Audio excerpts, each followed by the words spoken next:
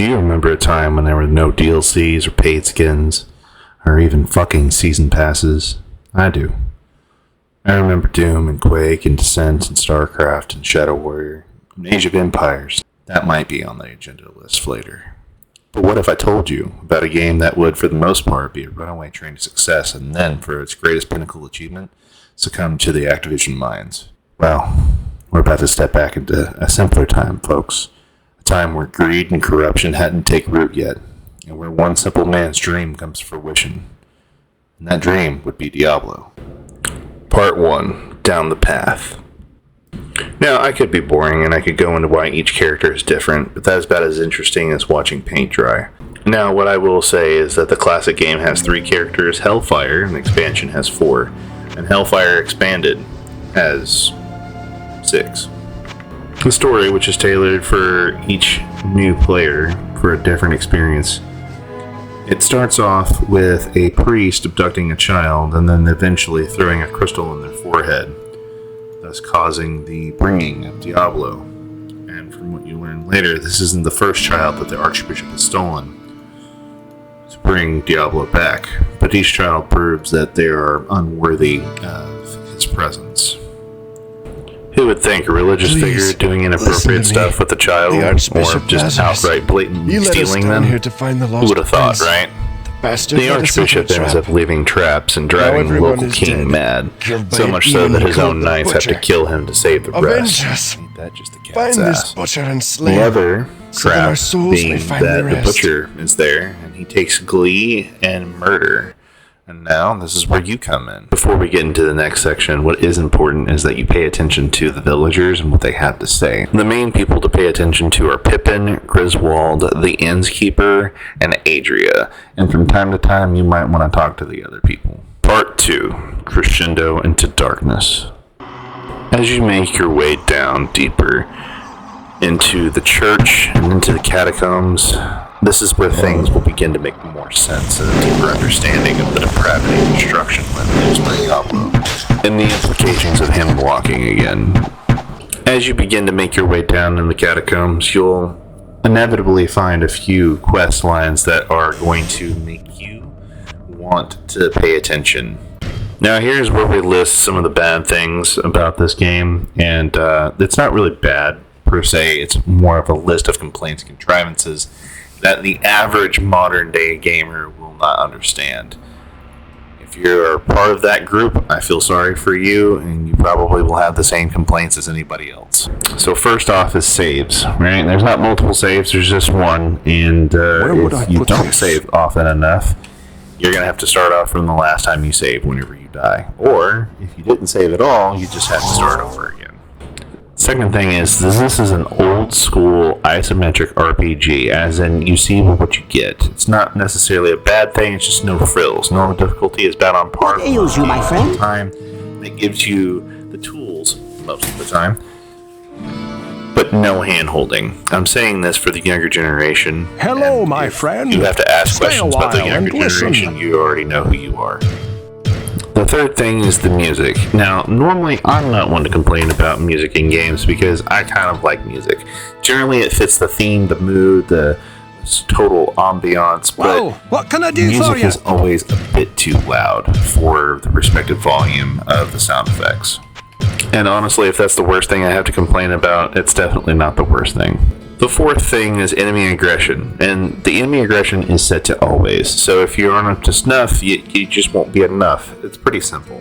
And if you aren't a warrior, don't use CQC. I sense a soul You'll in fare search better of answers. battling with wet noodles or shooting by echolocation. My last complaint is really minor and trivial, especially to myself, because I've been playing this for like 20-something years, which is you really should have a grasp by the later levels, because if you don't, oh boy, it's going to be a really, really rough for you. And by rough, I mean like choppy seas and a catamaran in the middle of the Pacific Ocean. No, you don't want that. So with all that being said, it's pretty much simple and by the book. You see demons, you kill them. Yep, that's pretty straightforward, and that's the way I like my games. Part 3, digging down the rabbit hole. Now, over the hills and through the woods to Grandma's house we go. That's not the case here. So you'll go past the catacombs and into the caves. And if I'm being honest, this is honestly the best part of the whole entire game. Early access and open season to armor, spells, nice weapons, and above all else, the spectral elixir. This is the piece of the resistance. However that's said, I'm not really French, so I don't really know. I don't really know much about that French thing, but that spectral elixir, oh yeah, that's worth it. That's money right there. Now, all of that comparison is minor stuff compared to what we're actually after down here. So there's a couple things. If you get the quest lines for them, you can get Griswold's Edge, you can get that, you get the spectral elixir, and there's a couple other things down here you'll be able to get too. The biggest thing that you have to hear out of all of this is you must clear out the caves before you descend. It's extremely important.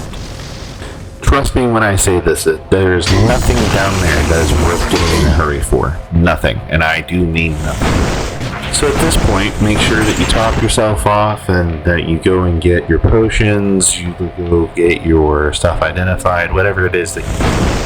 Because whenever you step down, it's going to be a total game changer. It's going to be night and day. What I'm saying is that if you're not there, get there and be ready for that. Part 4. At the mouths of madness. You need to go over to the hive and kill the bugs. Don't go into hell without extra levels and spells. Trust me. I'm being serious. You need to do this. And with that being said, if you're on Hellfire, you need to go to the hive. You need to kill the defiler, and then you need to head to the crypt, because that's what's important. Part 4, Section 2. Scary, spooky skeletons. Now, at this point, you're probably down in the crypt where you're going to have an easy cakewalk time where it's going to be real hard. So you should probably ask yourself, did you take my advice, or are you still searching for it? In each level, you're going to need to find a tatter, a little corner of a piece of paper. This is going to tell you to unlock the last area with the demon not cruel. This is all too important because this is the part where you get guaranteed the spell apocalypse. And even if you're not a spellcaster, you definitely want that. This item was probably the most heavily duped item past having a plus 25 magic full plate. So once all of this is done and you finally get to a point where you're like, yeah, I'm satisfied with all the damage that I've done in the crypts, now it's time to go back to hell. Now it's really time to beat some ass. The whole entire time while you're on your way back from the crypts going down to hell, you're like, hey, do you hear that, Diablo? I'm coming for your cheeks, boy. At this point, if you think some of my jokes are really crude, I'm sorry, and I can't help you with your sense of humor. Just a little PSA. Thank you for coming out and watching the video about a 27-ish year old game and some of my outlandish opinions about it. I just want to insert this little point here. I would trust Necrule better than I would trust Alec Baldwin with a gun. Does anybody still think about that, or is that grossly overshadowed by all the other stuff that's happened lately?